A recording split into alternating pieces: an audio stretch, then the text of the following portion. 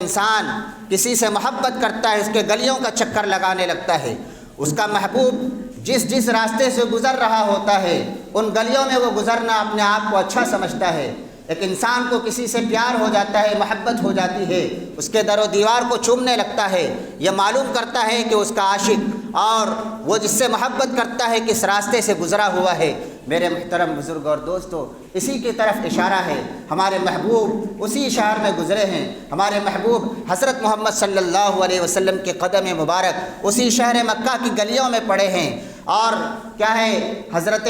ابراہیم علیہ نبینا علیہ الصلاۃ والسلام، ان کی اہلیہ ہاجرہ، یہ سارے کے سارے لوگوں کا گزر اسی طرف ہوا ہے۔ میرے محترم بزرگ اور دوستو، میں اس کی تفصیل میں جانا نہیں چاہتا، بلکہ آپ کو اس طرف صرف موڑنا چاہتا ہوں کہ یہ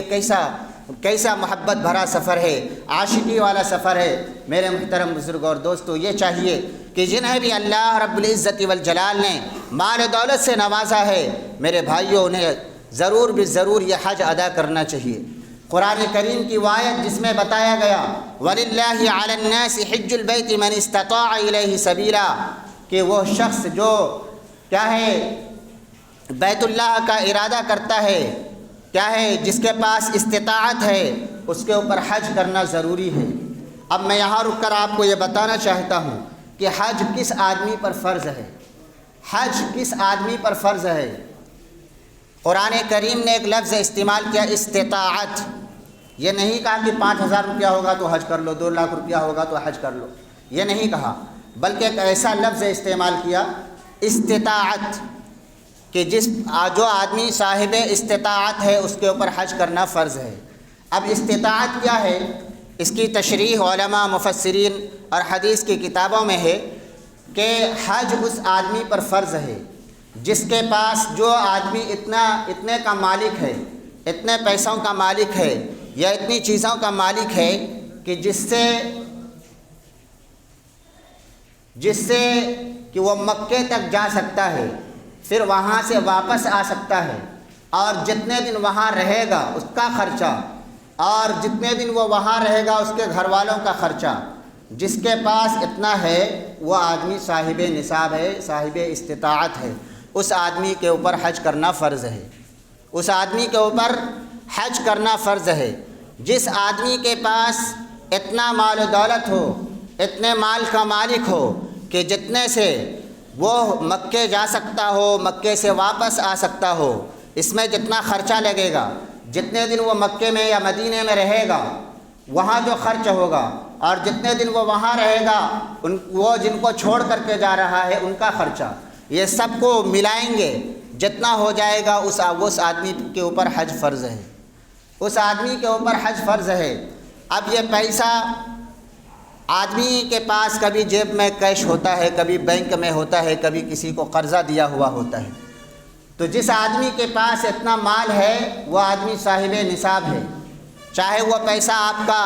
آپ کے گھر میں، آپ الماری میں لاکر میں رکھے ہوئے ہوں، یا بینک میں رکھے ہوئے ہوں، یا گھر میں تکیا کے نیچے روز رات میں نکال کر کے گنتے ہیں پھر رکھ دیتے ہیں، یا کسی کو دیے ہوئے ہیں، جس آدمی کے اوپر بھی ہے وہ آدمی صاحب استطاعت ہے، اس آدمی کے اوپر حج فرض ہے۔ اب ایک چیز ہم نے آپ کو ایک پیمانہ بتلا دیا، اب خود آپ اندازہ لگا لیجئے کہ ہمارے پاس کتنے پیسے ہیں۔ لوگ یہ سمجھتے ہیں کہ ہمارے پاس کیش میں تو اتنا پیسہ نہیں ہے۔ بھائی آپ کے پاس کیش میں پیسہ نہیں ہے، لیکن آپ کا بزنس اور تجارت ہے، وہاں آپ لاکھوں کی مال لگائے ہوئے ہیں، وہ بھی اس میں شمار ہوگا۔ ایک آدمی کے دکان میں کیا ہے 10 لاکھ کا مال پڑا ہوا ہے، کیا وہ 10 لاکھ جو اس میں لگا ہوا وہ اس کا مالک نہیں ہے؟ کیا وہ اس کی ملکیت میں ہے کہ نہیں ہے؟ وہ 10 لاکھ روپیہ جس کا آپ نے مال خرید کر کے رکھا ہوا ہے، وہ 10 لاکھ روپے کا آپ مالک ہیں کہ نہیں ہے؟ اب وہ 10 لاکھ کے آپ مالک ہیں تو آپ صاحب استطاعت ہیں، اگر آپ حج نہیں کرتے ہیں تو آپ گنہگار ہیں۔ اور ابھی آپ کو بڑا افسوس ہوگا کہ اللہ کے رسول صلی اللہ علیہ وسلم نے کتنا سخت انداز اور کتنا سخت لہجہ استعمال فرمایا اس آدمی کے لیے جو آدمی صاحب استطاعت ہونے کے باوجود بھی حج نہیں کرتا ہے۔ میرے محترم بزرگ اور دوستو، اللہ کے رسول صلی اللہ علیہ وسلم نے فرمایا من ملک زادا وراحلۃ تبلغه الی بیت اللہ ولم یحج، وہ شخص جو آدمی زاد و راحلہ کا مالک ہو، جو صاحب استطاعت ہو، اور وہ آدمی حج نہیں کرتا ہے، فرمایا فلا علیہ ان یموت یہودیا او نصرانیا، کہ ہم کو کوئی فرق نہیں پڑتا، کوئی حرج نہیں کہ وہ آدمی یہودی بن کر مر جائے یا نصرانی بن کر مر جائے۔ میرے محترم بزرگ اور دوستو، ایسا لہجہ اور ایسا انداز اللہ کے رسول صلی اللہ علیہ وسلم نے کسی اور موقع پر استعمال نہیں فرمایا۔ وہ اللہ کے رسول جو راتوں کو اٹھ کر کے رویا کرتے تھے اپنی اس امت کے لیے، لیکن ایسے مالداروں کے لیے، ایسے پیسے والوں کے لیے جو پیسہ رکھا ہوا ہے، مال کا مالک ہے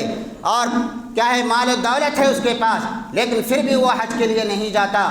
فرمایا کہ ہم کو کوئی فرق نہیں ہے کہ وہ یہودی بن کر مر جائے یا نصرانی بن کر مر جائے یا ہندو اور مشرک کافر بن کر کے مر جائے، ہم کو کوئی فرق نہیں پڑتا ہے۔ میرے محترم بزرگ اور دوستو، ذرا سوچئے کہ اللہ کے رسول صلی اللہ علیہ وسلم نے کیسا سخت لہجہ استعمال فرمایا ہے۔ وہ اللہ کے رسول جو منافق کی نماز جنازہ تک پڑھانے کے لیے چلے جاتے، لیکن وہ اس امت کے لیے، اس امت کے مالداروں کے لیے، اس امت کے پیسے والے لوگوں کے لیے اتنا سخت لہجہ استعمال فرما رہے ہیں۔ ذرا سوچنے کی ضرورت ہے۔ میرے محترم بزرگ اور دوستو، ہمارے یہاں ہوتا یہ ہے، لوگ یہ کہتے ہیں کہ بہت سارے لوگ صاحب استطاعت ہیں، لوگ یہ کہتے ہیں کہ مولوی صاحب اس سال بیٹی کی شادی کرنی ہے، مولوی صاحب اگلے سال بیٹے کی شادی کرنی ہے، ابھی مکان تعمیر کرنی ہے۔ میرے محترم بزرگ اور دوستو، یاد رکھیے، جس آدمی کے پاس اتنا پیسہ آ گیا اس دن اس کے اوپر حج فرض ہو گیا۔ اگر وہ بغیر حج کیے ہوئے مر جاتا ہے تو پھر یاد رکھیے وہ اللہ کے رسول صلی اللہ علیہ وسلم نے کتنا سخت لہجہ استعمال فرمایا ہے۔ آپ کے پاس جس دن اتنے پیسے کے مالک ہو گئے، آپ کے اوپر اسی دن حج فرض ہو گیا۔ ضروری ہے کہ آپ حج کرائیے، آپ حج کریے، خود سے جا کر کے حج کریے۔